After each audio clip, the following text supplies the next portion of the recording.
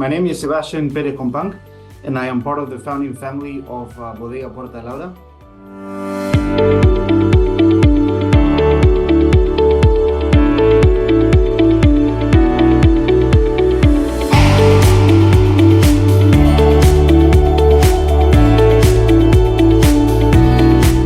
It was my father that spearheaded the project 10 years ago, actually 11 now in 2013. When he decided to plant the vineyard in Buenos Aires, Argentina.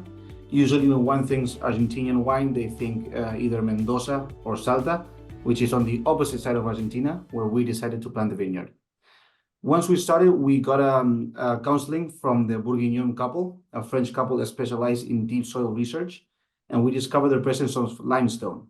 That, combined with other particular microclimate characteristics, such as proximity to Atlantic Ocean, the wind conditions, and the rock formations around us, narrowed down the path for us in terms of which varieties to plant. We first started with 12 varieties, and we narrowed it down to 7. And we chose those 7 because those are the ones that are going to best represent the climate, the terroir, and everything related to the winery and how we choose to move forward. The practices that we have in place are very old world style in a new world terroir, because we choose to work our wines by vintage. This means that year after year, the wines are not going to be the same, because we like to let the grape express what happened during that year in terms of the weather, in terms of the soil conditions, and so on. And we try to do minimum intervention in the winery as possible. Going hand in hand with that is that we have research as one of our main pillars. We work very closely with the University of Mar del Plata, one of the biggest cities in Buenos Aires close by. And our winemaker has a direct instruction to experiment and to try different things. This goes to the Puerta Abra line, which are 7 varietals that are going to be repeated year after year, as well as our very exclusive side, which are what we call our trial research, let's say, of very limited batches of 500 bottles. And this could be things such as a Chardonnay that we developed under veil of yeast. It could be a white blend that we did out of Tannat and Pinot Noir, which are 2 red grapes. It could also be an orange wine that we did out of a late harvest of Albarino grapes, and so on.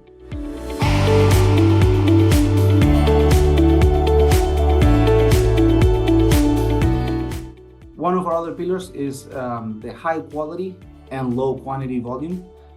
Thankfully, our quality has been validated by critics and experts in the industry, such as James Sucklings, Tim Atkins, The Drink Business, and so on, getting scored over 90 points by several critics and awards.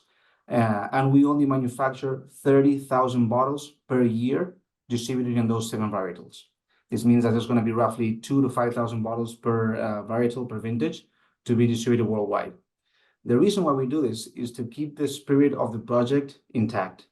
The project came to be as a passion project of my father to have wine to drink amongst his friends. Obviously, he overscaled and he doesn't have that many friends, and we ended up with 30,000 bottles. And that's why we decided to open up the doors of our very intimate project to build strategic partnerships around the world with people that share that same passion that we do in terms of researching, trying different things, and going against industry standards. But in long story short, that's pretty much how the project came to be and where we stand right now. We launched to the market 3 years ago in Argentina. Since then, we've grown exponentially.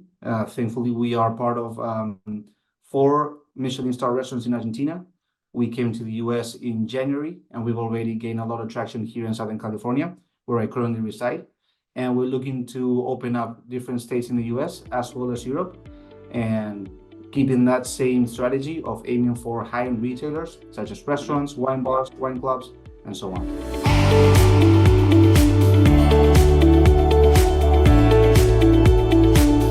One of our main pillars is also the careful communication. Obviously, because we're not in a traditional winemaking area of Argentina, and because all of our varietals are very, we compete against all world, because we have Albarino, Chardonnay, and Riesling, and then Pinot Noir, Tannat, Cabernet Franc, Bonarda for red wines, which are very uncommon for Argentinian wines. Combine that with the low quantity and the high quality, and that we are the new players in town, the communication has to be very precise. So with that in mind, when we did the research on the US market, we decided to integrate the importation and distribution vertically within ourselves, so that we can control most of the communication and that we ensure the careful positioning of our wines. So far, again, like I mentioned before, the wines arrived in January. So far we're only in California. We're looking to export within the United States to Florida in the near future, New York, potentially Illinois as well. But we don't segment by state. We like to welcome everybody and look at all of the opportunities as they come. But in terms of pushing strategies, we'll say Texas, Florida, New York, and Illinois as well.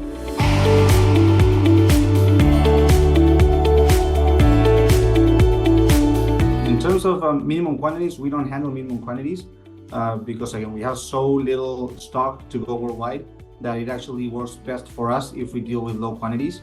We never sell by the pallet, we sell by the cases of 6. Price points will range between $20 and $50, for the whites being the cheapest and the Pinot Noir and the Cabernet Franc being the most expensive at $50 for distributors. But yeah, like I mentioned before, with only a couple of cases per client, we're very happy. We have all of our warehouse in all of our cases, so there's definitely a possibility to mix and match. So far, we only have 1,200 bottles available in the United States. We're looking to bring another 2 to 3 pallets by June, depending on how the demand rises in the next states. So we handle all of the deliveries. The warehouse is located here in Southern California.